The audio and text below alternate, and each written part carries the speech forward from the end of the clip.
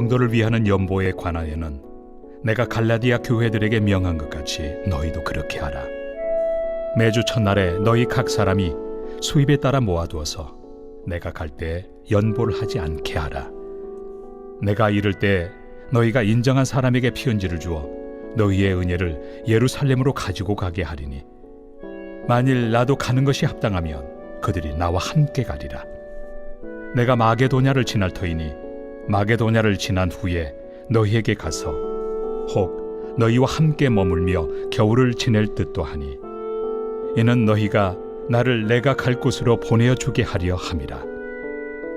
이제는 지나는 길에 너희 보기를 원하지 아니하노니 이는 만일 주께서 허락하시면 얼마 동안 너희와 함께 머물기를 바람이라. 내가 오순절까지 에베소에 머물려 함은 내게 광대하고 유효한 문이 열렸으나 대적하는 자가 많음이라. 디모데가 이르거든 너희는 조심하여 그로 두려움이 없이 너희 가운데 있게 하라. 이는 그도 나와 같이 주의 일을 힘쓰는 자임이라. 그러므로 누구든지 그를 멸시하지 말고 평안히 보내어 내게로 오게 하라. 나는 그가 형제들과 함께 오기를 기다리노라. 형제 아볼로에 대하여는 그에게 형제들과 함께 너희에게 가라고 내가 많이 권하였으되 지금은 갈 뜻이 전혀 없으나 기회가 있으면 가리라. 오늘 말씀은 복음의 빛을 나누는 나눔과 협력이라는 제목으로 말씀을 전하겠습니다. 오늘 본문의 말씀은 이제 사도 바울이 먼저 연보 곧 헌금에 대한 이야기를 합니다. 헌금을 그때 가서 하지 말고 미리 준비해 두었다가 전달을 할 수 있도록 그렇게 이야기를 하고 있는 내용입니다.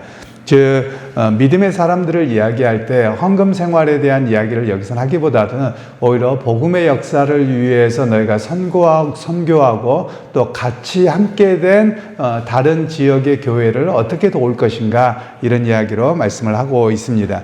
그러면서 오늘 앞에 본문과 부활에 대한 이야기를 하다 갑자기 이야기를 하는 것은 단순하게 어떤 선교적 차원에서만 이야기하는 것은 아니고 부활의 소망을 가진 성도는 오늘을 어떻게 살아가야 되는가 이런 이야기로 말씀을 하고 있는 겁니다. 즉 부활의 소망을 가진 사람들은 오늘의 삶 속에서 복음을 위하고 그리스도를 위하고 그렇게 살아가는 모습이 바로 이렇게 헌금을 통해서 누군가를 돕고 또 다른 연약한 교회를 돕고 선교하는 일을 사용하는 것이 하늘의 소망을 가진 그런 교회와 성도의 모습입니다. 이렇게 말씀을 전하고 있는 내용입니다. 그러면서 여기서 헌금에 대한 내용을 이야기할 때 먼저 헌금의 내용은 두 가지로 이야기를 합니다. 첫 번째로는 고통받는 이들을 위한 헌금입니다. 이것은 이제 구약에서부터 나오는 이야기인데 구약에서 11조가 두 가지로 쓰여집니다. 레위기 같은 경우는 11조는 레위 지파들과 제사장들의 몫으로 그들에게 주어지는 것과 그리고 그 뒤로 나가서는 3년에 한 번씩 또 한 번을 11조를 합니다. 그 11조를 통해서는 고아와 과부라고 하는 사회적인 약자들을 돌보는 의미로 11조를 하도록 합니다. 오늘의 개념하고는 좀 다릅니다. 오늘의 11조는 그냥 자기의 믿음의 고백 속에서 다 드려지지 그 11조의 몫을 전부 다 목회자들이 가져가는 게 아니거든요. 그러니까 좀 차원이 다릅니다만 물론 신앙의 그 11조 헌금을 드리는 기본의 방향은 같습니다만 그 헌금의 명목이 쓰이는 게 100% 동일하지는 않습니다.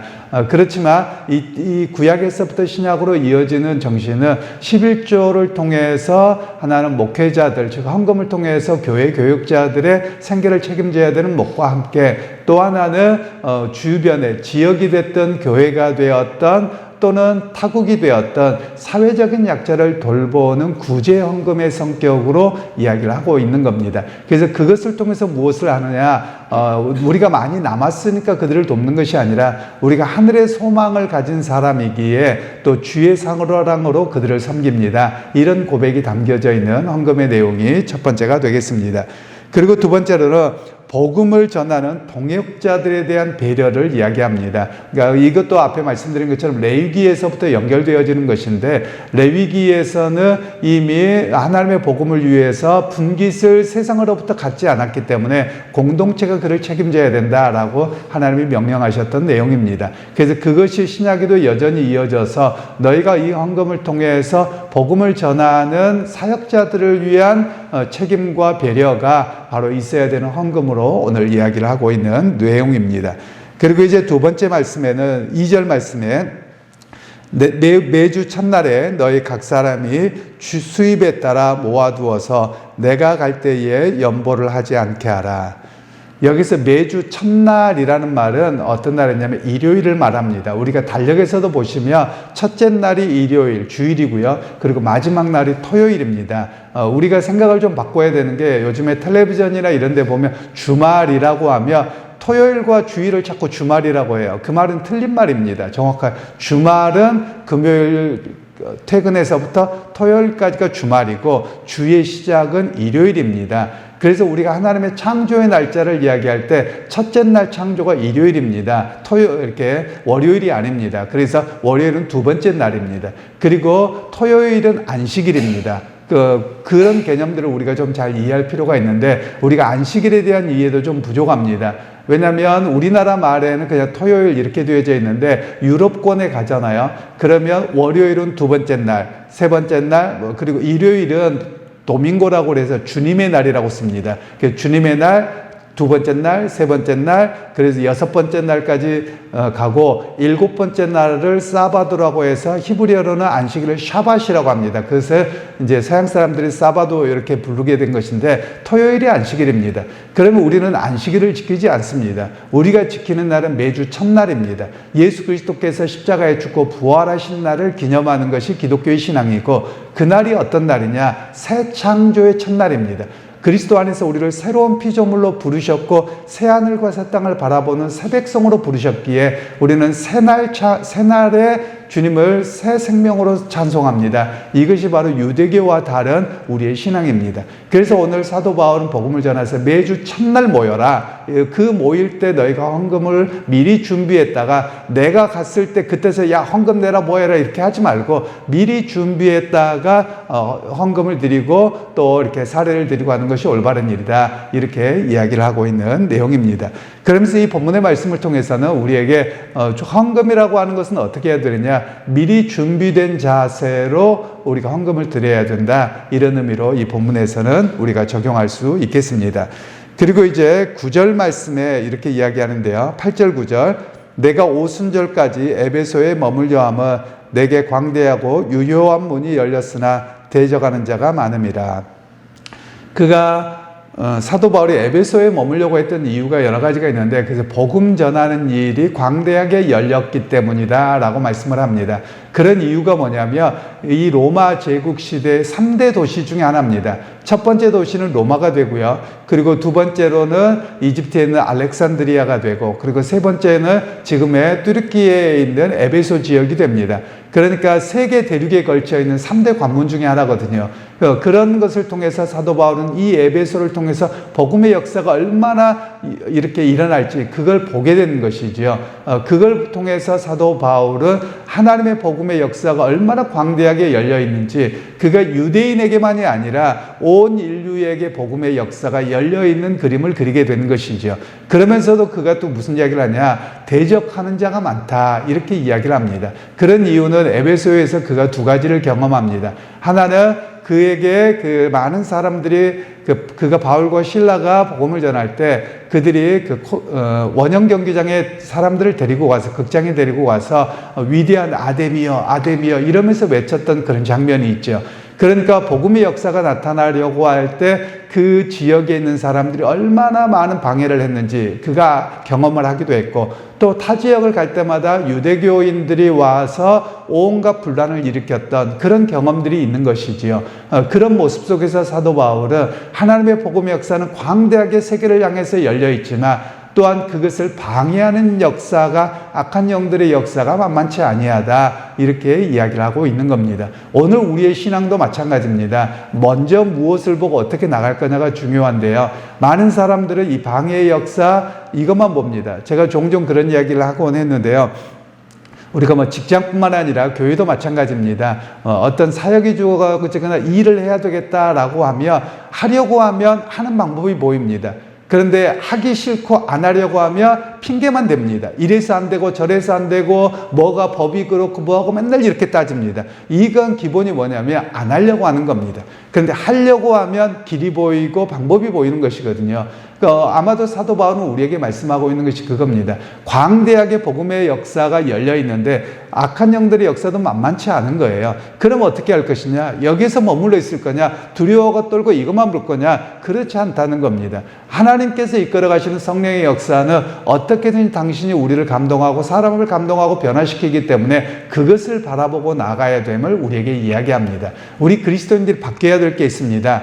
우리가 보통 저 같은 모태신앙을 뭐 좀 하자 그러면 이것도 못해 저것도 못해 그런다고 우리가 우스갯소리로 이야기를 합니다만, 우리가 해야 될 일은 하나님의 복음의 역사는 사람의 일이 아닙니다. 하나님의 일입니다. 교회의 일도 하나님의 일입니다. 그러면 하지 않으려고 하고 뭐하고 그러면 맨날 핑계밖에 안 됩니다. 그런데 하려고 하면 어떻게 더 효과적으로 하고 잘할 수 있는가가 자꾸 보여지거든요. 그런 측면에서 오늘 우리에게 하나님의 복음의 역사와 교회의 일들을 하나님의 일로 바르게 보라는 겁니다. 사람의 일로 보면 힘들고 어렵고 안 할 것밖에 생각이 안 됩니다. 그러나 하나님의 일은 하나님 앞에서 우리가 헌신하고 일하고 나가야 될 것인가, 이것을 우리로 하여금 끊임없이 보게 하는 그런 말씀입니다. 그러면서 이제 10절 말씀에 디모데에 대한 이야기를 하고 있는데요, 디모데가 이르거든 너희는 조심하여 그로 두려움이 없이 너희 가운데 있게 하라. 이는 그도 나와 같이 주의 일을 힘쓰는 자임이라. 이제 사도 바울이 그가 디모데를 이곳에 보내게 되는데 사람들이 바울만 쳐다보는 겁니다. 바울이 에베소에서 3년 동안 두란노서원을 가르쳤고 이랬기 때문에 바울만 바라보는 겁니다. 그럼 디모데는 나이도 어리고 또 사도도 아니고 이러니까 보면서 디모데 쟤는 어려서 안 돼 뭐 이렇게 보려고 하는데, 그렇게 하지 말라는 겁니다. 그 또한 하나님의 사역자가 되기에 그가 온전히 사역을 할 수 있도록 배려하고 함께 해야 된다, 이런 이야기로 말씀을 하고 있는 겁니다. 오늘 그런 측면에서 교회에서 목회자를 바라보는 차원도 그렇습니다. 우리가 한 가지 좀 바르게 이해해야 될 게 뭐냐면, 목사나 교역자들이 성도들을 목회한다, 이렇게만 바라보면 바른 시각은 아닙니다. 즉 우리 성도들이 목회자를 도와서 어떻게 하나님의 일을 해야 되냐, 이런 관점에서 바라보도록 하는 겁니다. 물론 그러면 하나님의 일이라고 하면 밖에 나가서 무슨 일을 많이 벌리는 것을 이야기하는 것만은 아닙니다. 우리 교회 안에서의 어떤 사역을 하든지 간에 어떻게 목사와 교역자들을 도와서 우리 교회를 통해서 하나님의 역사를 이루고 하나님이 기뻐하시는 일을 할 것인가, 이렇게 바라보는 것. 그래서 성도들이 어떻게 되느냐, 나는 목회 대상자다, 이렇게 바라보는 게 아니라 어떻게 목회자의 목회의 동역자가 되어지는가, 이런 관점에서 보도록 하는 말씀입니다. 그래서 우리는 꼭 기억할 것은 나는 목회자의 동역자입니다. 하나님의 일의 동역자입니다. 이런 관점에서 보고 돕도록 오늘 이 에베소 교인들에게 말씀하고 있는 그런 내용입니다. 고린도 교회에 말씀하고 있는 내용이죠. 그리고 이제 12절 말씀에는 또 이렇게 이야기를 합니다.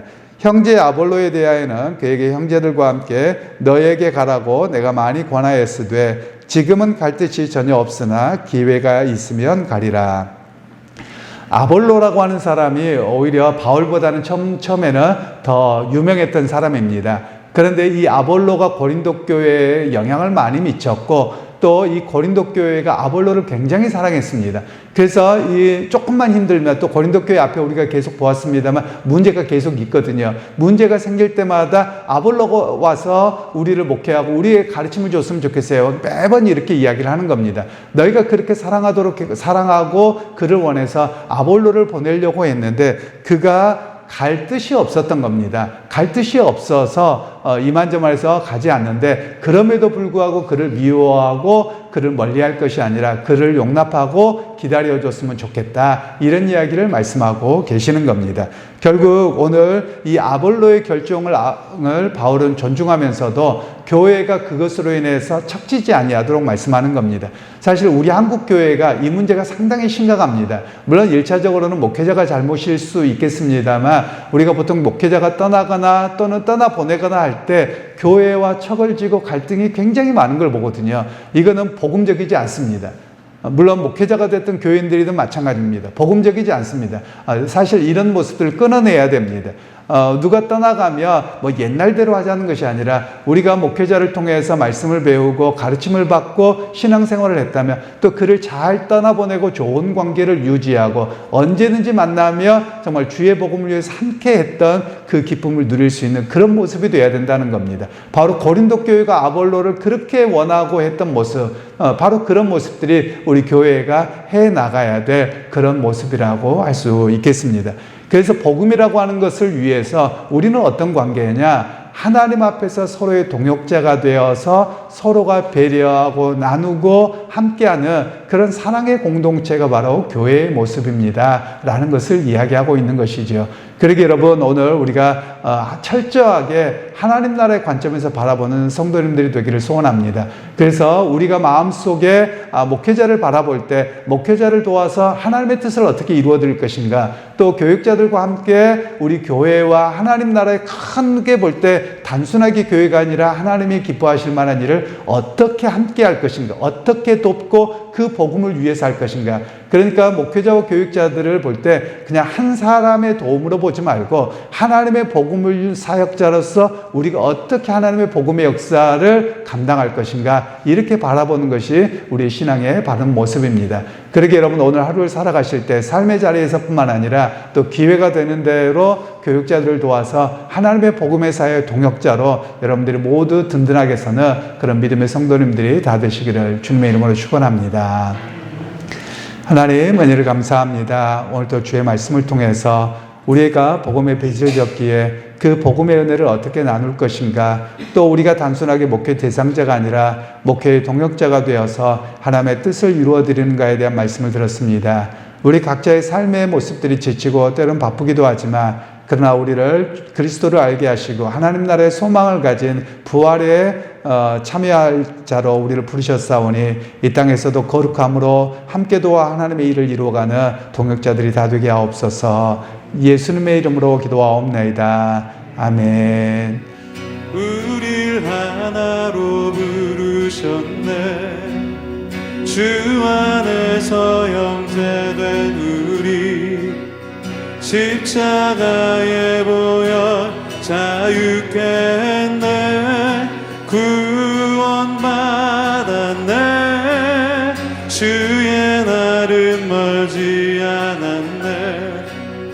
거룩한 나라 주의 백성 이제 일어나 승리 선포하며 함께 나가세. 우리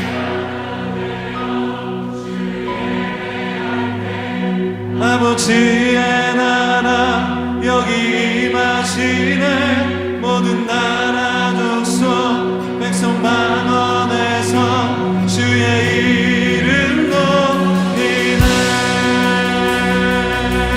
아멘.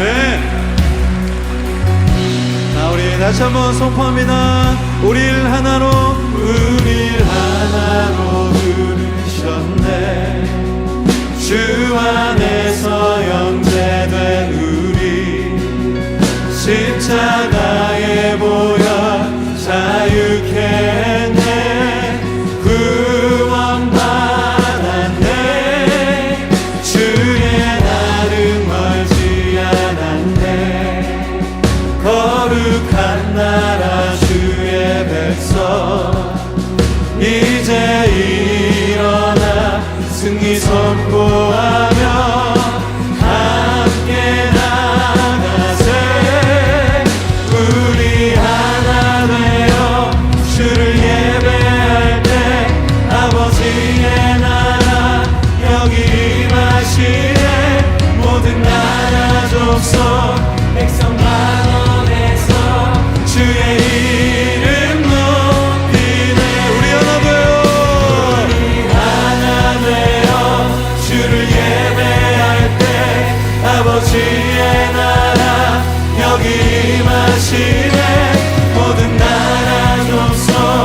백성 방언에서 주의 이름 높이네. 구원하심이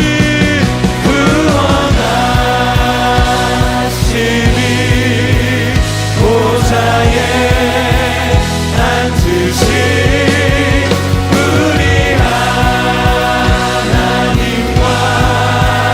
어린 양께 원하시는